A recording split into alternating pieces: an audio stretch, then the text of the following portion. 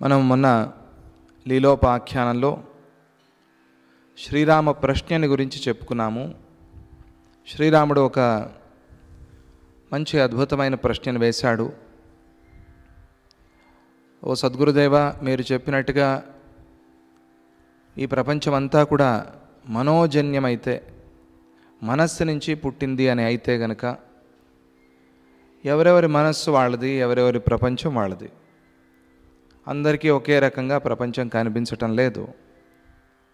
ఎవరెవరికి వాళ్ళకి వేరే వేరేగా ఈ ప్రపంచం కనిపిస్తోంది. మరి ఇలా వేరే వేరేగా కనిపిస్తున్నప్పుడు దీన్ని మనోజన్యము అని ఎట్లా అంటాము?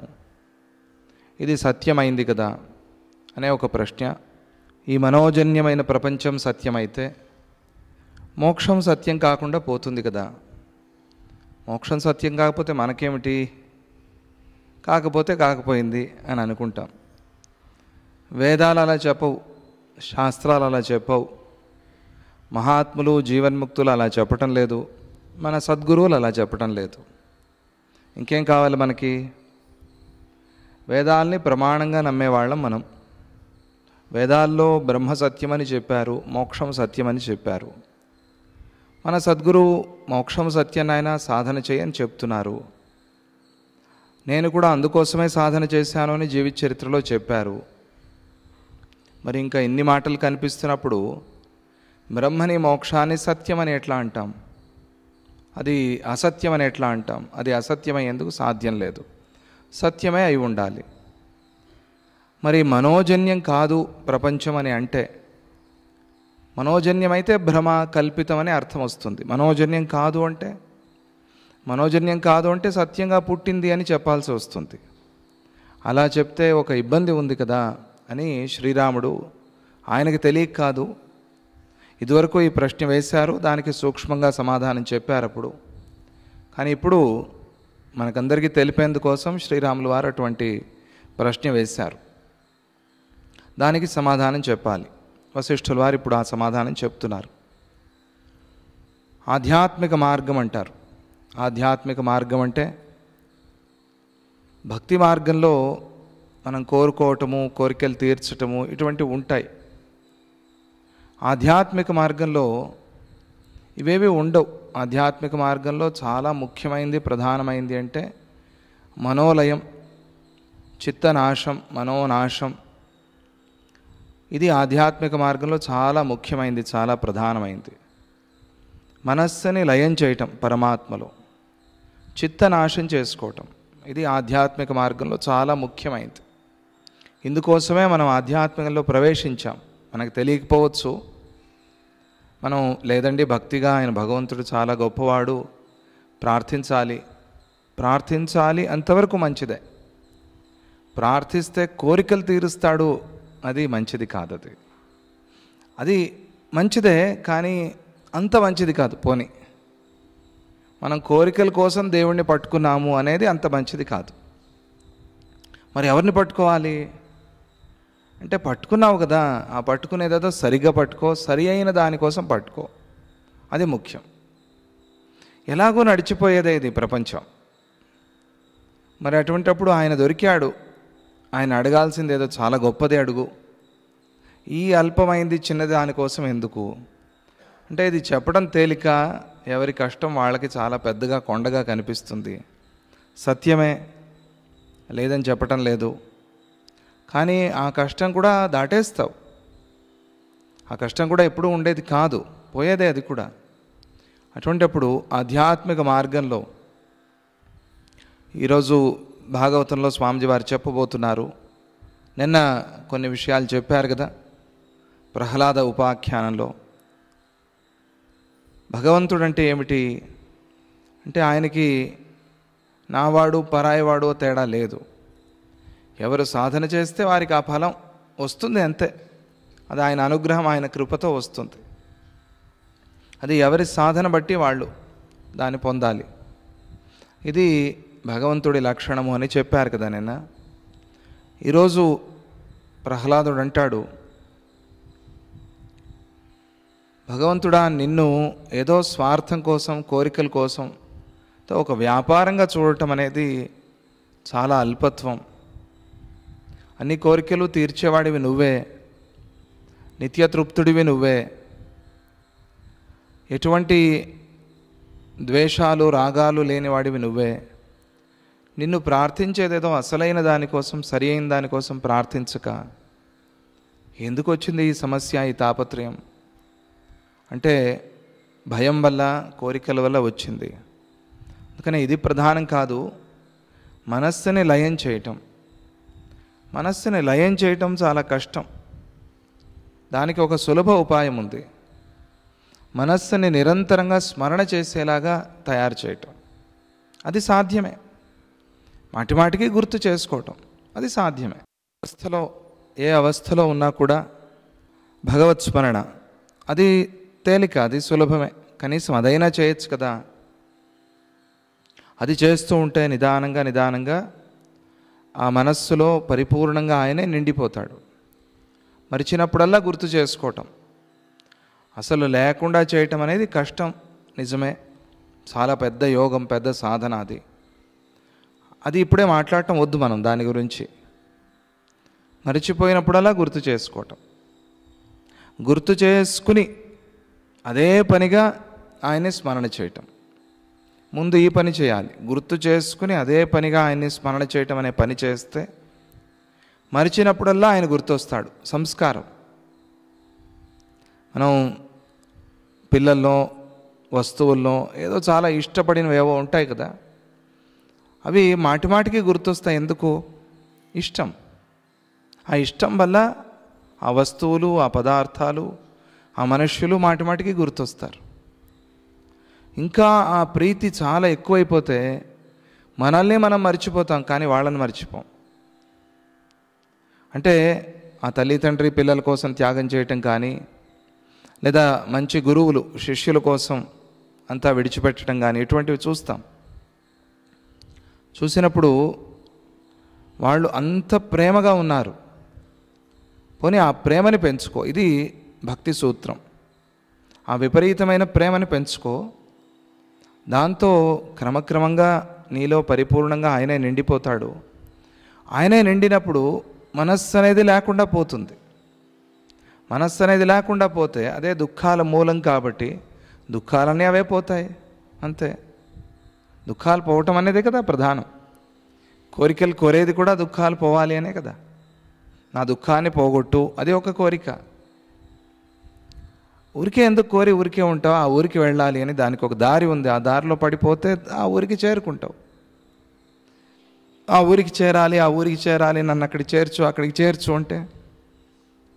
అంటే నేను భుజం మీద కూర్చోబెట్టుకుని అట్లా ఎగురుకుంటూ పోయి అక్కడ దింపాలి అనే? నీకే శక్తి ఇచ్చాడు కదా భగవంతుడు. దారి కూడా చూపిస్తున్నాడు, వెళ్ళే విధానం కూడా నేర్పించాడు. ఇన్ని ఉన్నప్పుడు ఆ దారిలో నువ్వు నడిచి ప్రయాణం చేసి అక్కడికి వెళ్ళి చేరుకోవాలి. కానీ లేదు నేను అక్కడ వెళ్ళాలి, ఆ ఊరు చేరాలి అని కేవలం ఏదో ఒక కోరిక, ప్రార్థన చేస్తూ ఉంటే అది ఆధ్యాత్మికం కాదు. సాధన అనేది ఆధ్యాత్మికం. సాధన చేస్తేనే ఆధ్యాత్మికం అవుతుంది. ఆ సాధనలో అత్యుత్తమమైన సాధన మనోలయం, మనోనాశం. మనోలయమే మనోనాశం, అంతే. శివుడు లయం చేశాడు, సంహారం చేశాడు అంటే ఏమిటి? లయం చేశాడు కాబట్టి సంహారక అని పేరు వచ్చింది ఆయనకి. సంహర్త, శివ సంహర్త. సంహర్త అంటే చంపేవాడని కాదు, లయం చేసేవాడు. లయం చేసుకుంటాడు కాబట్టి సంహారకుడు అయిపోయాడు ఆయన. లయం అంటే కనిపించకుండా పోయింది, నాశనం అంటే కనిపించకుండా పోవటం, అంతే. కనిపించకుండా చేశాడు కాబట్టి ఆయనకి సంహర్త అని పేరు వచ్చింది. అంతేగాని అందరినీ త్రిశూలం పట్టుకుని పొడిచి ఒక్కొక్కళ్ళే ఎంత క్రూరమైన పని అది, అట్లా చేస్తాడని కాదు. అది చాలా తప్పు. లయ, లయకారక. అదే మనోలయమన్నా మనోనాశమన్నా కూడా ఒకటే. మనస్సుని లయం చేయి, మనస్సుని ముందు అక్కడ ఉంచు, అది తర్వాత నిదానంగా లయం అయిపోతుంది. ఎలా ఇది అంటే, వెన్న తీసుకువెళ్ళి బాగా కాగుతున్న పెనం మీద పెట్టావు నువ్వు కాగుతున్న పెనం మీద ఏమవుతుంది? అది నిదానంగా నిదానంగా కరిగిపోతుంది, అంతే. మనస్సును తీసుకువెళ్ళి భగవంతుడి పాదార విందాల్లో పెట్టు, అది నిదానంగా కరిగి కరిగి కరిగి ఏమవుతుంది? అదే భగవంతుడు అయిపోతుంది, అంతే. ఇలా మెట్లుగా విభాగం చేసుకోవాలి ఆధ్యాత్మిక సాధనని. ఒక్కొక్క మెట్టునే దాటుతూ వెళ్ళాలి. వాటిలో చాలా పెద్ద మెట్టు అది మనకు చూపిస్తే అక్కడ ఉంది, చాలా నడిచి వెళ్తే ఆ కేదార్నాథ్ 14 కిలోమీటర్లు నడిచి వెళ్తే అక్కడ ఉంది నాయన శివలింగం అని దాని మహిమ చెప్పారనుకో, అక్కడికి వెళ్తాం. మనం వెళ్ళాలనిపిస్తుంది. అక్కడ ఏముంది, ఏమీ లేదు అని అన్నారనుకో, ఎందుకు వెళ్తాం అంత దూరం? దాని గురించి చాలా కీర్తిస్తే ఇది ఎంత దూరం ఉన్నా పర్వాలేదు వెళదామని అనిపిస్తుంది. అందుకనే ఆ పైన ఆ శిఖరాగ్రంలో ఉన్న ఆ చాలా గొప్ప ఫలాన్ని లేదా ఆ సాధనని ఇక్కడ చెప్తూ వశిష్ఠుల వారు శ్రీరాముడి ప్రశ్నకి సమాధానం చెప్తారు. ఇది ఈ భూమిక మనస్సులో పెట్టుకోవాలి. ఇది పీఠిక, ఇది ఆయన చెప్పబోయే విషయానికి.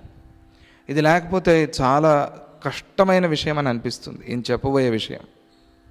అందువల్ల ముందు ఇది మనస్సులో పెట్టుకుని అసలు ఈ విషయాన్ని ఎందుకు వినాలి మనం, దీనివల్ల ఏంటి ఉపయోగం, ఏదో ఉపయోగం ఉండాలి కదా. ఏంటి ఉపయోగం? మేము హాయిగా భక్తిగా ఉన్నాం, నమస్కారం పెట్టుకుంటాం చాలు అని అనిపిస్తుంది కదా మనకి. అలా కాదు, నమస్కారం పెట్టడమే. ఎందుకు నమస్కారం పెడుతున్నాము అంటే పరమ ప్రయోజనం కోసం. అది నువ్వు నాకు ఇవ్వు అని ప్రార్థన చేస్తూ నమస్కారం పెడుతున్నాం. నువ్వు అడగనంత వరకు ఆయన ఇవ్వడు. అట్లా నమస్కారం పెడుతూ కొన్ని జన్మలు గడిచిన తర్వాత అది నీకు ఆటోమేటిక్గా నీకు అది సిద్ధిస్తుంది. అది ఆ నమస్కార ఫలం. అది ఆయన ఏం చేయలేదు అక్కడ, నమస్కార ఫలం అది. అట్లా నమస్కారం పెట్టి చిత్తశుద్ధి అయిపోయింది నీకు. ఆ చిత్తశుద్ధితో ఎప్పుడూ ఒకేలాగా ఉండవు కదా. మొదటి రోజు వస్తావు, ఊరికే ఏదో దండం పెట్టుకుంటావు. రెండో రోజు స్వామీజీ ఏమిటి తెలుసుకోవాలి అని అనుకుంటావు. మూడో రోజు అసలు స్వామీజీ జీవిత చరిత్ర ఏంటి తెలుసుకోవాలి అనుకుంటావు. తర్వాత దానిలో ఉన్న రహస్యాలు ఏమిటి తెలుసుకోవాలి అనుకుంటావు. తర్వాత స్వామీజీకి ఇంకా దగ్గర అవ్వాలి అనుకుంటావు, భక్తుడిని అవ్వాలి అనుకుంటావు, సేవ చేయాలి అనుకుంటావు. ఇలా క్రమక్రమంగా మార్పు నీలో వస్తుంది. ఎందుకని? చిత్తశుద్ధి, సంస్కారం. అలాగే నమస్కారం చేయటం వల్ల ఒక సంస్కారం, ఒక చిత్తశుద్ధి. అందువల్ల అది చేస్తూనే ఉండాలి. ఎప్పుడు చేయాలి, ఎప్పటి వరకు చేయాలంటే ఎప్పుడూ చేస్తూనే ఉండాలి. అలా చేస్తూనే వెళ్ళాలంతే. అది ముఖ్యమే, అవసరమే. కానీ నువ్వు ఎందుకోసం నమస్కారం చేస్తున్నావో దాని గురించి కొద్దిగా విచారణ చేస్తే అది ఇంకా తొందరగా వస్తుంది. అంతే. ఊరికే దండం పెట్టినా వస్తుంది, కానీ ఇప్పుడు రాదు, దానికి కొంచెం టైం పడుతుంది. అదే నువ్వు దాని గురించి విచారణ చేస్తే, ఒక బుద్ధి అనేది ఇచ్చాడు కదా భగవంతుడు, కొద్దిగా విచారణ చేస్తే తొందరగా వస్తుంది అంతే. ఆయన ఏం చేస్తాడు? మహావిష్ణు ఆయన ఎప్పుడు నిద్రపోతూ ఉంటాడు. నిద్ర కాదు, అది యోగ నిద్ర. ఆయన యోగంలో మనల్ని చూస్తున్నాడు. వీడు నమస్కారం చేశాడు, వీడికి శుభం జరగాలి అనుకుంటాడు ఆయన. ఆశీహి, నేను ఆశిస్తున్నాను అంటారు కదా తెలుగులో. మనం ఆశిస్తున్నాను. ఆశించటం అంటే ఏమిటి? ఆశీర్వచించటమే. ఆశీహి అంటే నేను అలా అనుకుంటున్నాను, నాది ఒక ఆశయం నీ గురించి. ఆయన జీవోత్తముడు కాబట్టి, పురుషోత్తముడు కాబట్టి ఆయనకి దండం పెడితే ఆయన అనుకుంటాడు ఏదో మంచి మార్గంలో ఉన్నాడు, వీడికి శుభం జరగాలి అని ఆశిస్తాడు ఆయన.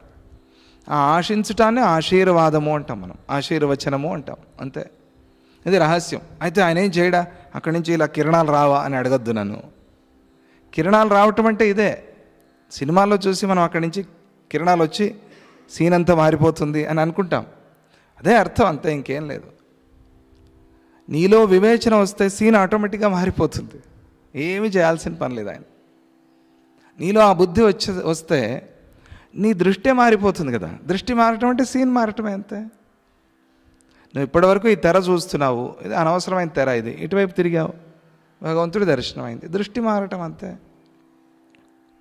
ఈ దృష్టిని మార్చడానికి ఈ కిరణాలు ఇవన్నీ కదా. ఆయన నుంచి ఇక్కడ కిరణాలు రావటము, మన మీద పడటం, మనం ఇలా కోరుకుంటున్నాం, అది అలా అవుతుంది అంతే. రెండు ఒకటే, దానిలో పెద్ద తేడా ఏమి లేదు. ఇలాగే అవ్వాలి, మళ్ళీ నా మీద కిరణాలు పడలేదు అని అనుకుంటే ఏదో తాపత్రయం. ఎప్పుడో పడ్డాయి, పడిన కిరణాలని గుర్తించలేదు నువ్వు, అంతే. నీ మీద సినిమా ప్రభావం ఎక్కువగా ఉంది, సీరియల్ ప్రభావం ఎక్కువగా ఉంది, అందుకని అలాగే పడాలి అనుకుంటున్నాను, అలాగే కూర్చుని ఉంటావు. నీ దగ్గర ఉన్నదాన్ని నువ్వు గుర్తించలేవు. వివేచన అనేది చాలా ముఖ్యం. విచక్షణ అంటారే, అది చాలా ముఖ్యం. దాంతో నువ్వు ఆలోచిస్తే అది ఇప్పుడే తెలుస్తుంది, అంతే. ఎందుకు ఇచ్చాడు బుద్ధి భగవంతుడు? ఉపయోగించాలి. బుద్ధి యోగం అంటారు కదా, దదామి బుద్ధియోగం తం. భగవద్గీతలో ఏమన్నాడు ఆయన? నేనేమిస్తాను? ఏమివ్వను, బుద్ధి యోగాన్ని ఇస్తానంతే. దాంతో ఏమవుతుంది? జరగాల్సిందంతా జరిగేది దాంతోనే, అవ్వాల్సిందంతా అయ్యేది దాంతోనే. దృష్టే మారిపోయినప్పుడు సామాన్యులకి ఏవేవో విపరీతమైన కోరికలు తీరితే సుఖంగా ఉంటాము అని వాళ్ళు అనుకుంటారు. కొందరు కోరికలు తీరకపోతే అయ్యో ఏడుస్తూ బాధపడుతూ ఉంటారు. ఇలా కోరుకోవటము, కోరికలు తీరటము, దీనిలోనే సుఖం ఉంది అని కదా సాధారణంగా మనందరి ఒక దృష్టి. అదే ఒక యోగి, ఒక జీవన్ముక్తుడు ఏ కోరిక లేకుండా సుఖంగా ఉంటున్నాడు. ఎలా? విచిత్రం. మనం ఇది కావాలా అది కావాలా అని పోయి అడుగుతాం. అడిగితే నేను సుఖంగానే ఉన్నాను, ఎందుకు ఇవన్నీ అంటే, లేదు ఇది పెట్టుకోండి, దీంతో ఇంకా సుఖం పెరుగుతుంది. నేను సుఖంగానే ఉన్నాను. బుద్ధి అంతే, వివేచన. యద్భావం తద్భవతి విన్నాం కదా. ఆయన భావన అట్లా ఉంది అంతే. అయితే మా భావనలో కూడా తప్పులేదు కదా. ఇదే పాయింట్ తీసుకుని మాట్లాడతారు. అయితే దీంట్లో తప్పేముంది? దీనిలోనూ సుఖం, దాంట్లోనూ సుఖం. మనకు తెలుసు దీంట్లో ఎంత సుఖం ఉంది, దాంట్లో ఎంత సుఖం ఉంది. ఊరికే ఏదో మనల్ని మనం మోసం చేసుకుని మాట్లాడటానికి బాగుంటుంది అంతే. కోరుకోవటము, కోరిన తర్వాత కోరికలు తీరి సుఖపడటం ఎలా ఉంది, కోరికలు లేకుండా ఉండటం ఎట్లా ఉంది కదా. అంతే. అది బుద్ధి అనేది, అదే వివేచన అనేది, అదే ఆధ్యాత్మికం. అందుకే అనఘాష్టమి వ్రతాల్లో అన్ని సిద్ధులు పెట్టి చివరిలో కామావసాయిత సిద్ధి పెట్టారు. ఆ సిద్ధి పేరునే అక్కడ దత్తస్వామి మార్చాడు, దాన్ని స్వామిజీ మనకు అందించారు. కామావసాయిత అంటే అవసానం, కామాలకు అవసానం, కోరికలకి అవసానం అంటే ఫుల్ స్టాప్. ఇది ఎప్పటికైనా సిద్ధించాలి, ఇది ఆధ్యాత్మికం. ఇది దృష్టిలో పెట్టుకోవాలి మనం, తప్పదు.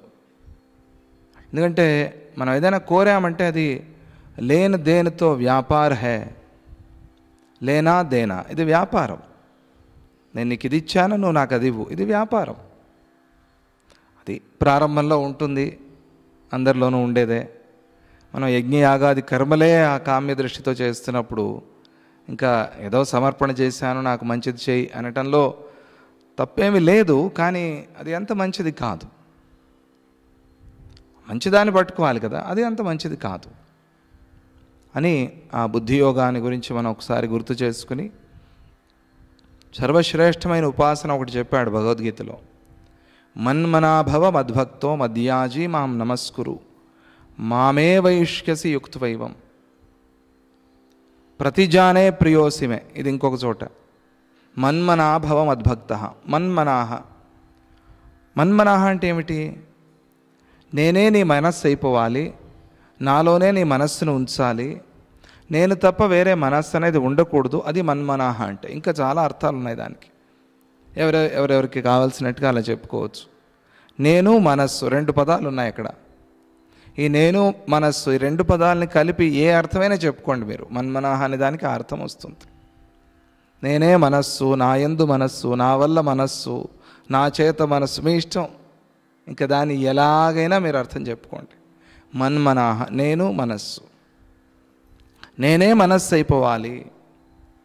ఇది ఇటువంటి వాళ్ళకి నేను, అది యుక్తువా, అది యోగం. అది ఈ యోగాన్ని ఎవరు చేస్తారో వాళ్ళకి నేను మోక్షాన్ని అనుగ్రహిస్తాను.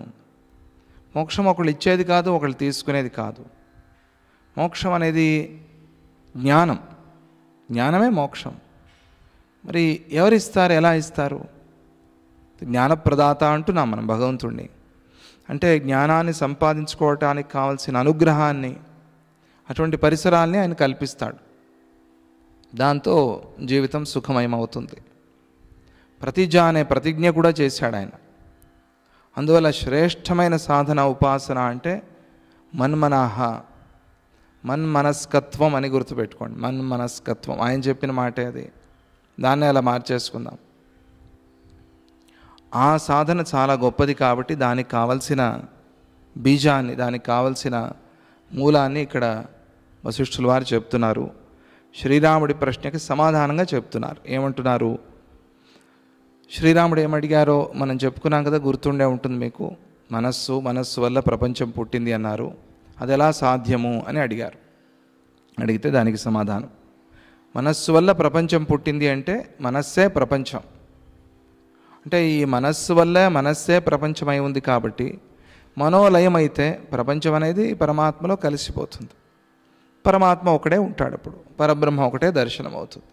ఆ దర్శనం అవటమే సుఖం. అది చెప్పదలుచుకున్న విషయము. ప్రత్యేకమేవ యచ్చిత్తం తదేవం రూపశక్తికం పృథక్ ప్రత్యేకముదిత ప్రతిచిత్తం జగద్భ్రమ. రామా, నువ్వు అడిగిన ప్రశ్న చాలా బాగుంది.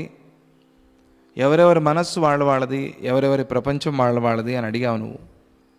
ఇలా ఉన్నప్పుడు మరి జగత్తంతా నశిస్తుంది అని ఎట్లా చెప్తారు? నా మనస్సు లయమైతే నా ప్రపంచమే లయిస్తుంది అంతే. అంటే జగత్ అట్లాగే ఉంటుంది, అది వచ్చింది ఇబ్బంది. జగత్తు ప్రపంచం అలాగే ఉంటే ఏమవుతుంది? ముక్తి అనేది లేదంతే, మోక్షం అనేది లేదు. జగత్ సత్యం కాదు, బ్రహ్మ సత్యం అని తెలుసుకోవటం ముక్తి కదా.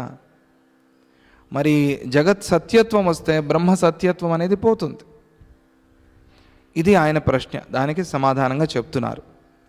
నువ్వు అడిగినట్టుగా ప్రతి చిత్తానికి ఈ శక్తి ఉంది, అందులో ఏ అనుమానం లేదు. అందరి మనస్సుకి ఈ శక్తి ఉంది. అంటే ప్రపంచాన్ని సృష్టి చేసే శక్తి. ప్రపంచం ఎక్కడా మనస్సుని సృష్టి చేయదు, అలా అనుకోకూడదు. మనస్సే ప్రపంచాన్ని సృష్టి చేస్తుంది. ఇది వేదాలు కూడా చెప్తున్న విషయమే, అందరికీ అనుభవంలో ఉన్న విషయమే. నా మనస్సు ఉంటే ప్రపంచం ఉంది కాబట్టి నా మనస్సు అని ఎవరు అనరు బుద్ధిమంతులు. ప్రపంచంలో ఏమాత్రం కొద్దిగా బుద్ధి ఉన్నా కూడా మనస్సు ఉంటే ప్రపంచము అని అంటారు. ఎందుకంటే కనిపించేదంతా మనస్సు వల్లే కాబట్టి. ప్రతి చిత్తానికి ఇటువంటి శక్తి ఉంది. ప్రతి చిత్తం ప్రత్యేకమేవ యచ్చిత్తం తదేవం రూపశక్తికం. ప్రతి చిత్తము కూడా వేరే వేరే జగద్భ్రమల్ని పొందుతుంది. నువ్వు అన్నావే అందరికీ ఒకే రకంగా కనిపిస్తుంది, అది చాలా పొరపాటు, చాలా తప్పు మాట. అది బాగా ఆలోచన చేసి మాట్లాడాలి. శ్రీరామ, ఎవరితో మాట్లాడుతున్నావు నువ్వు? సద్గురువుతో మాట్లాడుతున్నావు. ఏదో తోచిందలా మాట్లాడేస్తే ఎట్లా? అందరి మనస్సుకి ఒకేలాగా కనిపిస్తుందా అండి ప్రపంచం? కనిపిస్తుందా? మీరు చెప్పండి. ఇక్కడున్నవాళ్ళు, మీ అందరి మనస్సుకి ప్రపంచం ఒకే రకంగా కనిపిస్తుందా? లేదు. అలా అనిపిస్తుంది అంతే, ఒకే రకంగా కనిపిస్తుంది అనిపిస్తుంది. పిల్లలకే వేరే రకంగా, యవ్వనంలో యువతి యువకులకి వాళ్ళకే వేరే రకంగా ప్రపంచం, మధ్య వయస్కులకే ఒక రకంగా, పూర్తిగా వయస్సు అయిన వాళ్ళకే ఒక రకంగా. ఈ అవస్థల్ని బట్టి కనిపించట్లేదు ఆ ప్రపంచం, అంతే. ఇలాగే ప్రతి చిత్తానికి ప్రపంచం వేరే వేరే. అందరికీ ప్రపంచం ఒకే రకంగా, పంచభూతాలు ఇలాగే ఉంటాయి అనేది ఆ ప్రథమ జీవుడు, ఆది జీవుడు, హిరణ్య గర్భుడున్నాడే, చతుర్ముఖ బ్రహ్మ, ఆయన సంకల్పం అది. అందుకనే పంచభూతాలు అందరికీ ఇలాగే కనిపిస్తాయి. అంటే ఏమిటి? నీరు కిందకి ప్రవహించటం, అగ్ని కాల్చటం, ఇవన్నీ ఆ ప్రధానమైన లక్షణాలు, గుణాలు, ధర్మాలు, ఇవి అందరికీ ఒకటే. కొంతమందికి కాల్చినా కూడా తెలియదు, ఆ విషయం మనకు తెలుసో తెలియదు, అది కూడా పొరపాటే. మళ్ళీ ఇప్పుడు ఏవో అవయవాలు, అంగాంగాలు పనిచేయకుండా ఉన్నాయనుకోండి, కాల్చినా తెలియదు. కోమాలో ఉన్నారనుకోండి, ఏమైనా తెలియదు వాళ్ళకి. ప్రాణాలు ఉన్నాయి పోయాయి కూడా వాళ్ళకి తెలియదు. విచిత్రం. కానీ ఉన్నారు, మనస్సు లేదు. ఇలాగే ఎవరెవరి మనస్సును బట్టి వాళ్ళకి ప్రపంచం. నాయన, అందరి ప్రపంచం ఒకటే అని అనుకోకూడదు. అందరి ప్రపంచం ఒకటైతే అందరి చిత్తం ఒకటే. అదే చాలా పెద్ద ఉపాసన అయిపోయింది. మనందరి మనస్సు ఒకటే అని ఎవరు ఉపాసన చేస్తారో, నేను ఈ రహస్యం చెప్పచ్చా చెప్పకూడదో తెలియదు, వాళ్ళకి ఇతరుల మనస్సుని నిగ్రహించే శక్తి వస్తుంది. మనోభావన యోగంలో అది ఒక సాధన చేస్తారు కొంతమంది. దానివల్ల దాన్ని తప్పుగా ఉపయోగిస్తే మాత్రం చాలా ప్రమాదాలు ఉన్నాయి. అది ఎవరికి సిద్ధించాలో వాళ్ళకే సిద్ధిస్తుంది, సద్గురువులకి. ఆయన ఎందుకని అంటే సబుకో సన్మతి దే భగవాన్. ఆయన ఆ మనస్సులో దూరి ఆ మనస్సుని మారుస్తాడు కాబట్టి. ఆయనకు కావాల్సినట్టుగా పని చేయించుకోవటం కాదు, అది స్వార్థం. అది ఆయన ఆ మనస్సుని మార్చి జీవితాన్ని బాగు చేస్తాడు. నాకేమిటి నువ్వు ఉపయోగపడేది? అన్నీ ఉన్నవాడికి అమ్మవారి దగ్గరికి వెళ్ళి, నీకేదో కుంకుమ సమర్పణ చేస్తున్నాను, ఈరోజు కుంకుమ పెట్టుకోమ్మా, లేకపోతే నీకు ఎక్కడ కుంకుమ దొరుకుతుంది? ఇదేమిటి? ప్రపంచంలో ఉన్న కుంకుమ భాగ్యం అంతా ఆవిడే. ఆవిడ దగ్గరికి వెళ్ళి నువ్వు కుంకుమ ఇచ్చి, నా కుంకుమ నువ్వు పెట్టుకో, లేకపోతే ఈరోజు ఎక్కడ తెచ్చుకుంటావు నువ్వు మార్కెట్కి వెళ్ళి, ఇది మనం అమ్మవారి దగ్గర అంటే దానికన్నా తెలివి తక్కువతనం ఏదైనా ఉందా ప్రపంచంలో? ఆవిడే అంతా ఇచ్చింది. ఆవిడిచ్చిందానే అదేదో కాంబినేషన్ కలిపి ఆవిడికి ఇస్తున్నాం అంతే. నేను అభిషేకంలో ఎంత పాలు పోసాను, ఎంత పెరుగు పోసా. ఎవరిచ్చారు పాలు పెరుగు? సృష్టి చేసి సొంతంగా. చెమట వాసన తప్ప ఏమీ రాదు మన దగ్గర. పాలు ఎక్కడి నుంచి రావాలి?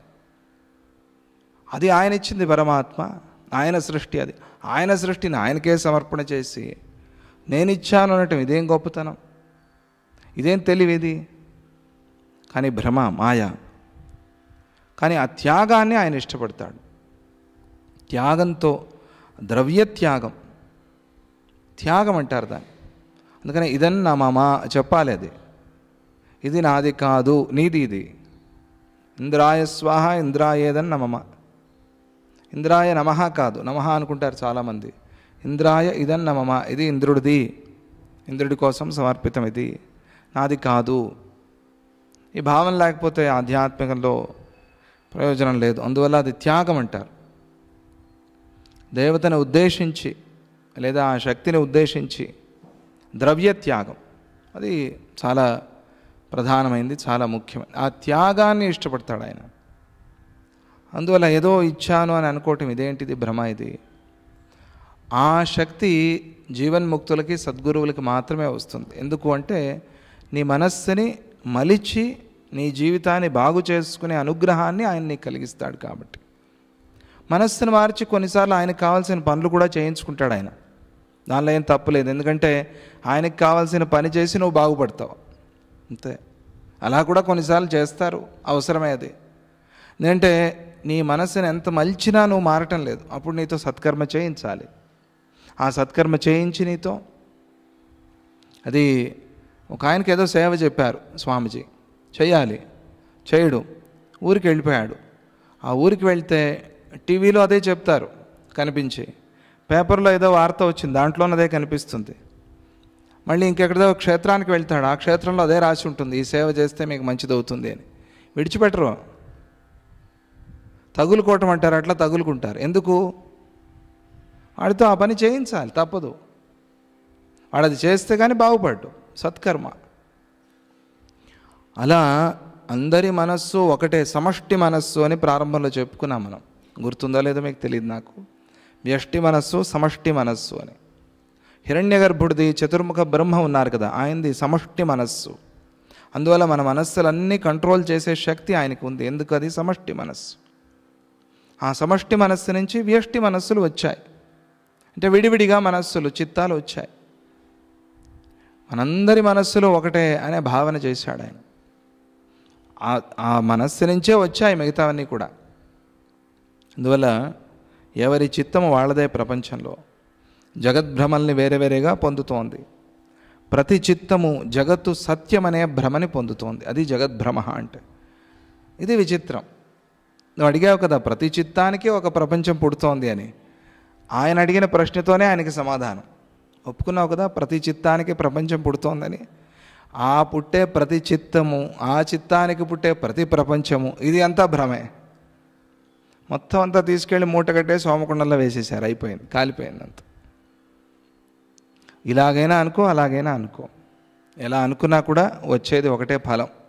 అందువల్ల ప్రతి చిత్తానికి కలిగే జగద్భ్రమలు వేరే వేరేగా ఉన్నాయి. క్షణకల్ప జగత్ సంఘా సముద్యంతి గలంతి చ నిమేషాత్ కస్యచిత్ కల్పాత్ కస్యచిచ్చ క్రమం శృణు. ఇక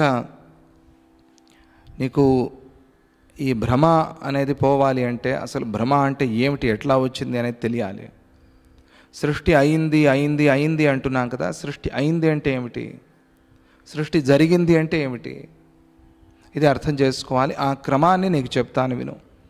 ప్రళయానంతరము జరిగిన సృష్టిని గురించి, అది మాత్రమే కాక నిమిషంలో నిమేషాత్ కస్యచిత్ కల్పాత్, లెక్కకు మీరిన ఒక నిమిషంలో, నిమిషం అంటే అర్థమవటం కోసం అంతే, నిమిషం కూడా కాదు, మిల్లీ సెకండ్లోనే కొన్ని అంశాలు.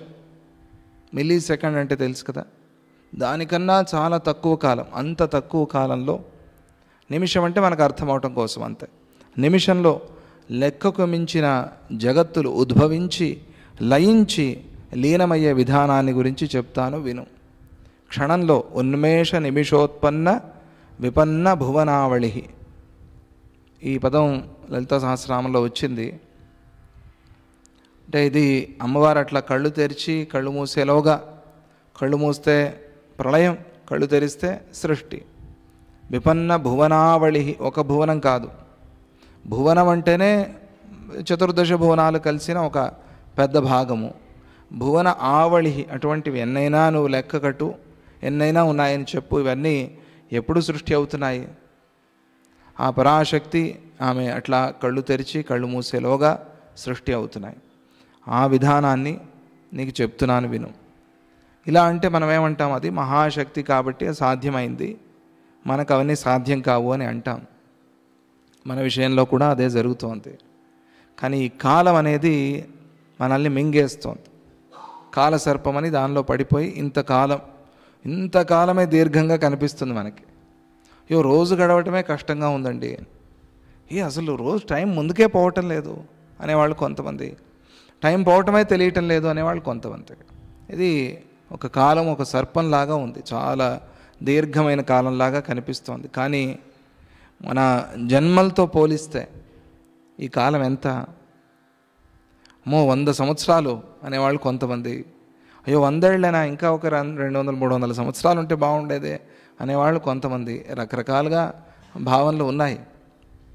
కానీ ఇది కొన్ని క్షణాల్లో జరిగిపోయేది. అందరి మనస్సుకు మీరు చెప్పిన శక్తి ఉంటే ఎవరి ప్రపంచం వారికి వేరువేరుగా కనిపించాలి అని నువ్వు ప్రశ్నిస్తున్నావు. అయినా నువ్వు చెప్పింది సత్యమే. అందరి మనస్సుకి ఇటువంటి శక్తి ఉంటే, అంటే జగత్తుని సృష్టి చేసే శక్తి ఉంటే, మనస్సే జగత్తుని సృష్టి చేసింది అన్నారు కదా. విచిత్రం ఏమిటంటే చూడండి, మనకి తెలుసు ఆ విషయం, కానీ పూర్తిగా తెలియదు. మనస్సు ఉంటేనే ప్రపంచం అనే విషయం మనకి తెలుసు, కానీ పూర్తిగా తెలియదు. ఎందుకు అంటే మనం పూర్తిగా దాని మీద భావన చేయలేదు. నువ్వు చెప్పిన మాట సత్యమే, అందులో ఏ సంశయం లేదు. ఎవరి ప్రపంచం వారిదే. నువ్వు చెప్పిందే నిజం. ఏ ఒక్కరి ప్రపంచము కూడా రెండవ వారి ప్రపంచంగా ఉండదు. నిజమే. ఎవరి ప్రపంచం వాళ్ళది, ఎవరి గోల వారిది అంటారే ప్రపంచంలో. అలాగే గోల అంటే ప్రపంచమే. ఎవరి ప్రపంచం వాళ్ళది, ఎవరి లోకం వాళ్ళది. అందరూ ఒకే రకంగా ఉన్నా, అందరూ ఒకే రకంగా చూస్తున్నట్టున్నా, అందరూ ఒకే రకంగా వింటున్నట్టున్నా, అందరూ ఒకే రకంగా ఆలోచిస్తున్నట్టున్నా, ఎవరి ప్రపంచం వాళ్ళది, ఎవరి లోకం వాళ్ళది. మనస్సుకి వెళ్తే తెలుస్తుంది. ఎవరి మనస్సు వారిది, ఎవరి ప్రపంచం వారిది. కొందరికి కొన్ని ప్రపంచాలు క్షణంలో పుట్టి క్షణంలో పోతున్నాయి, కొందరికి కల్పాంతం వరకు ఉంటున్నాయి అనే మాట ఆయన చెప్పారు. దానికి ఏమిటి అర్థం? కొందరివి ప్రపంచాలు అలా పుట్టి అలా పోతున్నాయి అంటే వాళ్ళు ముక్తులు అవుతున్నారు. కొందరు కల్పాంతం వరకు మళ్ళీ జన్మించి జన్మించి జన్మించి ఎప్పుడో కల్పాంతంలో ముక్తులు అవుతున్నారు. కొందరు కల్పాంతం అయిన తర్వాత మళ్ళీ పుట్టి వస్తున్నారు. ఇది విచిత్రం. ఇది ఇలా ఈ చక్రం ఇట్లాగే తిరుగుతూనే ఉంటుంది. కొందరు ఈ చక్రాన్ని ఆపుకుంటారు తొందరగా, కొందరికి అసలు చక్రం అనే భావనే లేదు. వాళ్ళకి చక్రంలో ఉన్నా కూడా వాళ్ళు చక్రంలో లేనట్టుగా ఉన్నారు. జీవన్ముక్తులు, సద్గురువులు. మనకు కనిపించటం మాత్రం వాళ్ళు మనతో పాటుగా చక్రంలో తిరుగుతున్నట్టుగానే కనిపిస్తారు, కానీ వాళ్ళు చక్రంలో లేరు. వాళ్ళకి ఇప్పుడు ఆ తిప్పేవాడు ఉన్నాడు అనుకోండి, వాడు మీరు ఎప్పుడైనా చూసారో లేదు తెలీదు, తిప్పి తిప్పి తిప్పి వాడు కూర్చుంటాడు దాంట్లో.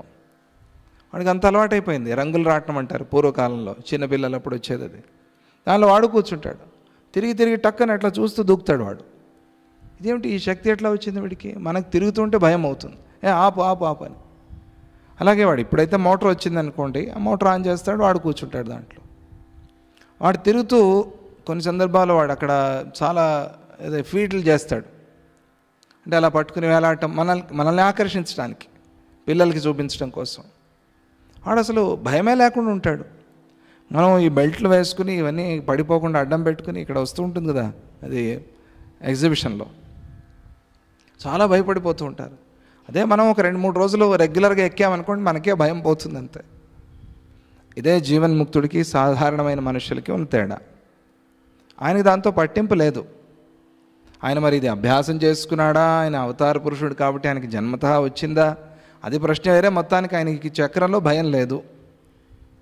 ఈ చక్రంలో ఉన్నా కూడా మనలాగే కనిపిస్తున్నా కూడా చక్రంలో లేనట్టుగా ఉన్నాడు. మనం అమ్మో అక్కడ నానా భయం పడిపోయి అరిచి ఆపు ఆపు ఆపు అని ఎవరైనా కింద వాళ్ళు ఎవరైనా ఉంటే వాళ్ళ మీద మనలో ఉన్నవన్నీ వాళ్ళ మీద వేసి ఇవి కూడా జరుగుతూ ఉంటాయి. చెప్పారు కదా స్వామిజీ ఒకసారి చమత్కారంగా. ఆ చక్ర భ్రమ వాళ్ళకి లేదు, చక్ర భ్రమణ వాళ్ళకి లేదు. అలా కొందరికి కొన్ని ప్రపంచాలు క్షణంలో పోతున్నాయి, కొందరికి కల్పాంతం వరకు అలాగే ఉంటున్నాయి. అయితే మహాప్రళయానంతరం సృష్టి జరిగింది అని ఎలా అంటారు అని నువ్వు అడుగుతావేమో, దానికి సమాధానం చెప్తాను. మరణాది మయీ మూర్ఛ ప్రత్యేకేన అనుభూయతే యైషా తాం విద్ధి సుమతే మహాప్రళయయామిని. ఈ ఆధ్యాత్మికంలో చాలా గొప్ప విషయం అని చెప్పుకున్నాం కదా, దాన్ని అక్కడ చెప్తున్నారు. సుమతే అంటే ఈ విషయాన్ని వినాలన్నా అర్థం చేసుకోవాలన్నా సుమతి అయి ఉండాలి, మంచి మనస్సు బుద్ధి ఉండాలి, లేదా బుద్ధిశక్తి బాగా ఉండాలి, బుద్ధిమంతుడై ఉండాలి, శ్రద్ధ ఉండాలి. అది ఉంటే ఈ విషయం అర్థమవుతుంది. సుమతి సురుచి అని కథ వస్తుంది కదా, ఎక్కడది? ధ్రువోపాఖ్యానంలో వస్తుంది. సుమతి సురుచి అనే పేర్లు అక్కడ వినిపిస్తాయి. సుమతి అంటే మంచి బుద్ధి, మంచి బుద్ధి అంటే మంచి శ్రద్ధ.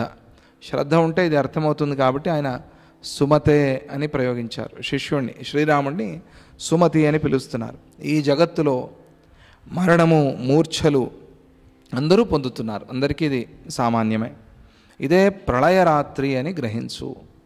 ప్రళయరాత్రి అంటే ఏమిటి? మరణము మూర్ఛ. మరణమూర్ఛ అంటారు దాన్ని, మహామూర్ఛ అని పేరు మరణానికి ఆధ్యాత్మికంలో. అప్పుడప్పుడు అలా పడిపోయి నాకు తెలియలేదు అంటారు కదా కొంతమంది, నాకేం తెలియలేదండి ఏమైందో అని అంటారు కదా. అలాగే ప్రతి నిద్ర కూడా మనకి ఒక మూర్ఛ, ప్రతి నిద్ర కూడా ఒక మరణం మనకి. కాకపోతే అది సుఖంగా ఉంది కాబట్టి దానివల్ల మనం లేవంగానే లేస్తే ఆ సుఖం తెలుస్తుంది. లేదంటే అయ్యో నిద్రలోనే పోయారండి అంటారు. లేచిన తర్వాత ఆయన వల్ల నేను సుఖంగా నిద్రపోయాను, సుఖంగా లేవగలిగాను, కాబట్టి good morning. First good morning ఎవరికి చెప్పాలి? ఆయనకి చెప్పాలి. ఎవరైతే మనం నిద్రపోయినప్పుడు మళ్ళీ సుఖంగా లేచేట్టుగా చేశాడో, ఎవరైతే నిద్రలోనే గోవిందా అనకుండా చేశాడో, ఆయనకి లేవంగానే గోవిందా నీకు నమస్కారం, ఆయనకు గుడ్ మార్నింగ్. ఆయన గుడ్ మార్నింగ్ ఎప్పుడో 10ంటికి చెప్తానంటే తీసుకోడు ఆయన. ఆయన గుడ్ మార్నింగ్ సూర్యుడు పుట్టక ముందే చెప్తేనే ఆయన తీసుకుంటాడు, లేకపోతే ఆయనకు మెసేజ్ పెట్టినా కూడా పోదు. అలా ఒక సిస్టమ్ తయారు చేసుకున్నాడు ఆయన. అందువల్ల ప్రొద్దునే లేచి ఆయనకి గుడ్ మార్నింగ్ చెప్పాలి. అప్పుడు ఆయనకి నువ్వు కృతజ్ఞత తెలిపిన వాడివి అవుతావు, నీ రోజంతా బాగుంటుంది. కృతజ్ఞత, ఆయన ఏమి చేయలే, కృతజ్ఞత చేశావు కాబట్టి, నువ్వు కృతజ్ఞుడివై ఉన్నావు కాబట్టి, చేసిన మేలు మర్చిపోకుండా ఉన్నావు కాబట్టి నీకు మంచిదైంది అంతే. అందువల్ల ప్రొద్దున లేస్తే రోజంతా బాగుంటుంది అనటానికి అదే కారణం. ప్రతి నిద్ర ఒక మరణం, ఒక మూర్ఛ. నిద్ర సుఖమే, కానీ అది తమో గుణం వల్ల పుట్టింది, అది మర్చిపోకూడదు. నిద్ర అనేది తమో గుణం వల్ల వస్తుంది. ఎక్కువ నిద్ర రావటం అనేది తమో గుణం. అందువల్ల ఎక్కువ నిద్ర వస్తుందంటే డాక్టర్ని కలవాలి. నిద్ర రావట్లేదు అన్న డాక్టర్ని కలవాలి. మీరు అడగచ్చు, తమో గుణం వల్ల వస్తుంది కదా, నిద్ర రాకపోవడం అనేది మంచే కదా. అది నీ యోగ సాధనతో తమో గుణం నాశనమై నిద్ర రాకుండా ఉంటే పర్వాలేదు. కానీ స్లీప్లెస్నెస్ వచ్చిందనుకో నీకు రోగం వల్ల, అది తమో గుణం ఇంకా బాగా ముదిరి ఆ రోగం వచ్చింది అని అర్థం. తమో గుణం కూడా ఒక రకంగా నీకు సహాయమే చేస్తోంది. ఎప్పుడు ఎంత కావాలో నిద్ర అంత పోతున్నప్పుడు, దానికన్నా ఎక్కువైందంటే తమో గుణం నిన్ను నాశనం చేస్తోంది అని అర్థం. అది పూర్తిగా లేకుండా పోయిందంటే అది యోగ సాధన కాకుండా అది కూడా నిన్ను నాశనం చేస్తోంది అని అర్థం. అందువల్ల ఎంత నిద్ర కావాలో అంత నిద్ర రావాలి. యుక్తాహార విహారస్య యుక్తచేష్టస్య కర్మసు యుక్త స్వప్నావబోధస్య. విపరీతమైన కలలు రాకూడదు, విపరీతంగా మెలకువ రాకూడదు. సరి అయిన సమయంలో నిద్రపోయి సరి అయిన సమయంలో లేవాలి. యుక్త స్వప్నావబోధస్య. ఊరికే కళలు వస్తున్నాయి అంటే కూడా కొంతమంది భయపడతారు. ఏదో కొన్ని కళలు మంచి వస్తాయి, మంచి భావన చేసి పడుకోండి, మంచి కళ వస్తుంది. దుష్ట భావన చేసి పడుకోండి, దుష్ట కళలే వస్తాయి. అదే, ఎందుకంటే మన మనస్సు మీద ఒక ఇంప్రెషన్ పడిపోయింది. అందువల్ల రాత్రిపూట చెప్పుకోవాల్సిన స్తోత్రాలు కొన్ని, రామం స్కందం హనుమంతం కొన్ని ఉన్నాయి కదా, వైనతేయం వృకోదరం. రాత్రిపూట పడుకునేప్పుడు వీళ్ళని స్మరణ చేసి పడుకోవాలి. రామ అనగానే రామచరిత్ర ఏదో కొద్దిగా గుర్తొస్తుంది కదా మనకి. స్కందం ఆయన కార్తికేయ, సుబ్రహ్మణ్య స్వామి గుర్తొస్తారు కదా.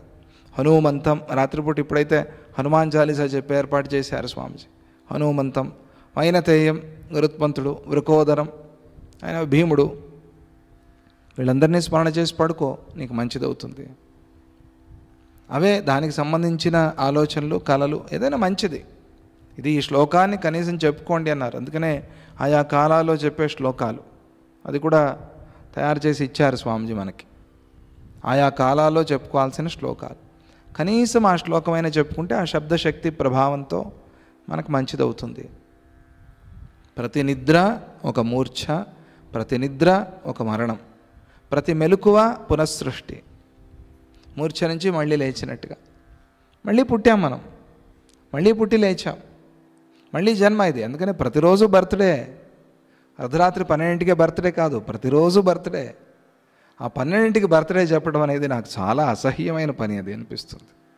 అర్ధరాత్రి నిశాచరులు పిశాచాలు తిరిగే సమయంలో 12కి నిద్రపోతున్న వాడిని లేపి హ్యాపీ బర్త్డే, ఎంత కర్మ అది. మరుసటి రోజు వాడికి చాలా ఉంటాయి, పార్టీలు ఉంటాయి, వాళ్ళని వీడిని కలవాల్సి ఉంటుంది, ఏవేవో తాపత్రయాలు ఉంటాయి. వాడిని అర్ధరాత్రి లేపి కరెక్ట్గా 12కి, వాడికి భయము. ఎట్లా ట్యూన్ అయిపోయారు జనాలంటే 12కి ఎవరైనా చెప్పలేదు అంటే వాళ్ళకి విసుగు, ఎవరు నన్ను 12కి విష్ చేయలేదని. ఇది అలవాటు చేసేసుకున్నాం మనం. 12కి ఎవరు నన్ను విష్ చేయలేదు, అసలు చేయకూడదు. ప్రొద్దున లేవంగానే హాయిగా వాళ్ళు ఫ్రెష్గా స్నానం చేసి అక్కడ వెళ్ళి ఆ పూజా గదికి వెళ్ళి నమస్కారం పెట్టుకొని గురువుల్ని తల్లిదండ్రులని చూసి ప్రశాంతంగా ఆ రోజైనా ఆనందంగా నవ్వుతూ, వీళ్ళు కూడా అంతే విష్ చేసేవాళ్ళు కూడా. అర్ధరాత్రి అసలు ఏ ధ్యానంలో ఉంటారో, ఏ లోకంలో ఉంటారో ఆ లోకంలో ఉండి వీళ్ళేం చెప్పారో వాళ్ళేం విన్నారో. 12కి పుట్టావు నువ్వు పుట్టిన సమయంలో చెప్తే, నువ్వు రాత్రి 12కి పుట్టుంటే ఆ సమయంలో చెప్తే అది ఒక రకంగా ఒప్పుకోవచ్చు. ఈ కాలంలో ఆ అవసరాలు ఇవి ఉన్నాయి కాబట్టి, ఆ పరికరాలు అట్లా ఉన్నాయి కాబట్టి. 12కి ఏమిటి మనది, అసలు సంబంధమే లేదు. రాత్రి 12కి అనేది సంబంధమే లేని విషయం. ఏదో ఊరికే క్లాక్ మారుతుందండి టొక్కని, దాంతో డేట్ మారుతుంది, ఏఎంఓ పిఎం అవుతుంది అంతే, పిఎం ఏఎం అవుతుంది, అంతకన్నా ఇంకేం లేదు. అది రాత్రి 12కి విషయం ఏంటండి, అమ్మో అది చాలా ఘోరమైంది. నాకు భయం, ఎవరైనా రాత్రి 12కి విష్ చేస్తానంటే భయం నాకు. పిశాచాలను లేపినట్టుగా వాళ్ళు పిశాచ రూపంలోనే ఉంటారు, ఎందుకంటే రాత్రి పడుకునే లేస్తారు వాళ్ళు. వీళ్ళు కూడా అంతే హాయిగా పడుకుని మంచి సుఖంగా ఆనందంగా ఉండాల్సింది. కాబట్టి 12 అనే విధానం మంచిది కాదు. అది నిద్రాభంగం. అది దానివల్ల వచ్చేది పోయేది ఏం లేదు, పాపమే తప్ప. నిద్రాభంగం కూడా. ఇది ఇష్టం లేని వాళ్ళకు కూడా మనం చేస్తున్నాం. పోనీ ఏదో ఇష్టపడే వాళ్ళకి నన్ను 12కి విష్ చేయండి, ఆ టైంలో వాళ్ళు రెడీగా ఉంటే అప్పుడు విష్ చేసేది ఒక అర్థం. అది ఇష్టం లేని వాళ్ళని కూడా బలవంతంగా 12కి లేపి విష్ చేయటం. 12 ఈరోజు లేవాల్సింది, శబ్దాలు చేయటం. కొన్ని రోజులు అప్పాజీ రూమ్ దగ్గరికి వచ్చి అప్పాజీ బర్త్డే మొదలుపెట్టారు. నేను చెప్పాను ఇది భక్తి కాదు, ఇది ఆయన వచ్చి దర్శనం ఇస్తే అదొక రకం. అంటే ఏంటి లేవండి మాకు దర్శనం ఇవ్వండి అనే. మన సంప్రదాయానికి ఆయన్ని లాక్కొస్తామా, ఆయన దారిలో మనం పోతామా?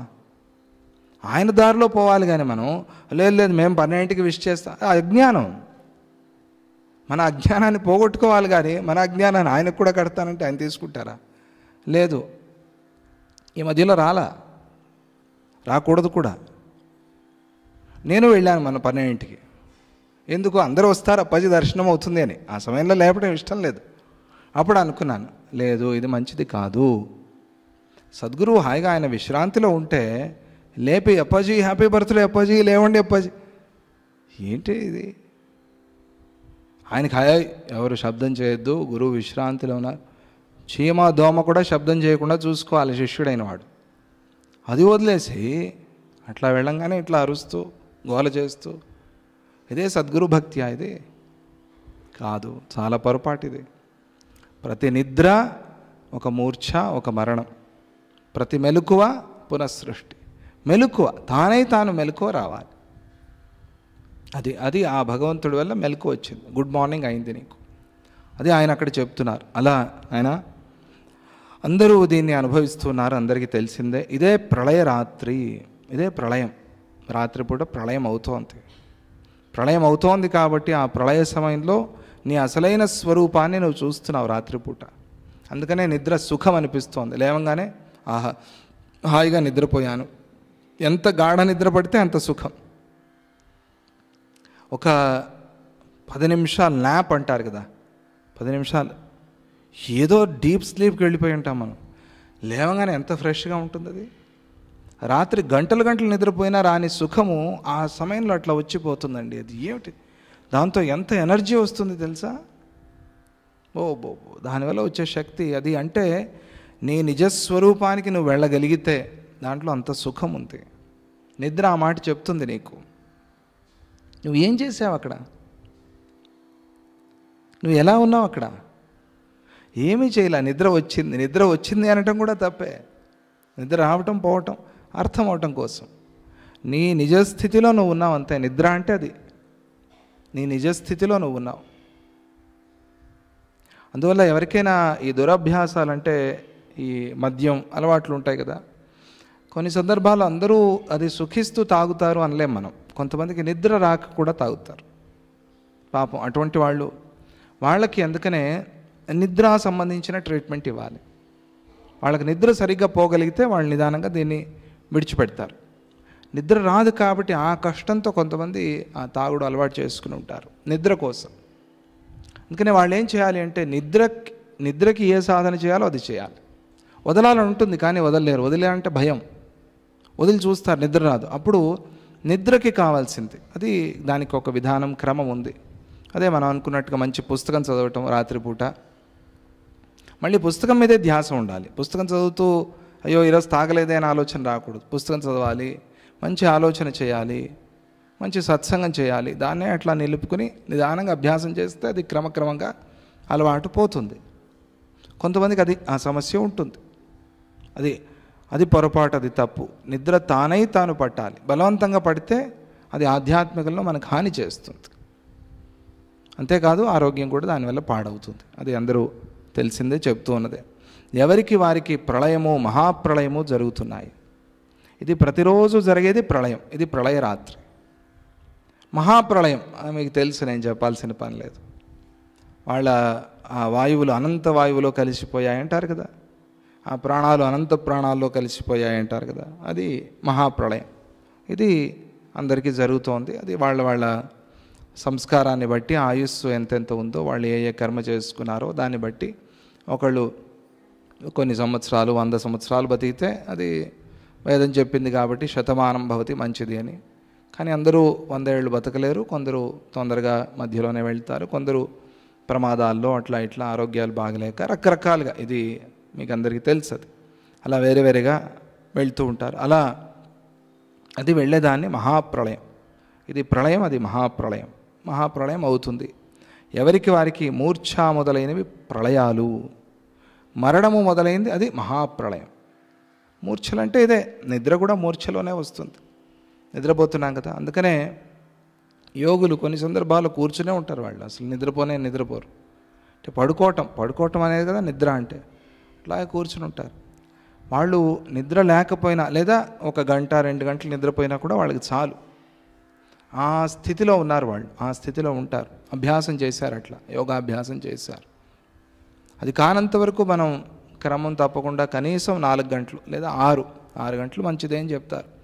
6 గంటలైనా నిద్రపోవాలి. ఎంతసేపు నిద్ర పడితే మిగతా రోజంతా నీ పనులు నువ్వు చక్కగా చేయొచ్చు, లేదా సాధన కూడా చేసుకోవచ్చు. ఆధ్యాత్మికంలో కూడా నిద్ర రాకపోవటం అనేది ఇబ్బందే. అందువల్ల ఈ నిద్ర అనేది, మూర్ఛ అనేది ప్రళయం అయితే, మరణం అనేది మహాప్రళయం. తదంతే తనుతే సర్గం సర్వ ఏవ పృథక్ పృథక్ సహజ స్వప్న సంకల్పాన్ సంభ్రమాచల నృత్యవత్. ఈ ప్రళయరాత్రి గడిచిన తరువాత, అంటే రాత్రి గడిచిన తరువాత అందరూ కూడా వేరువేరే సృష్టులను కల్పించుకుంటున్నారు. అందరూ ఒకేసారి పడుకున్నారనుకోండి, ఏమైంది ప్రపంచం? అంటే అమెరికా, ఇండియా అనేది అది విడిచిపెట్టండి, అందరూ ఒకే సమయంలో పడుకున్నారు. ఏమైంది ప్రపంచం? ఎక్కడికి వెళ్ళింది ప్రపంచం? నేను పడుకున్నప్పుడు ఎక్కడికి వెళ్ళింది ప్రపంచం? ఏమైంది ప్రపంచం? ఏదైనా ఆలోచన చేశానా నేను? ఇంతైనా ఏమైంది ఇది, నా వాళ్ళకేమైంది, నా భూమి ఏమైంది, నా ఇల్లు ఏమైంది, ఏదైనా ఆలోచన చేశాను? ఏమీ లేదు. ఏమీ ఆలోచన చేయకపోయినా సుఖంగా ఉన్నానా లేదా? మామూలు కన్నా సుఖంగా ఉన్నాను. విచిత్రం అది.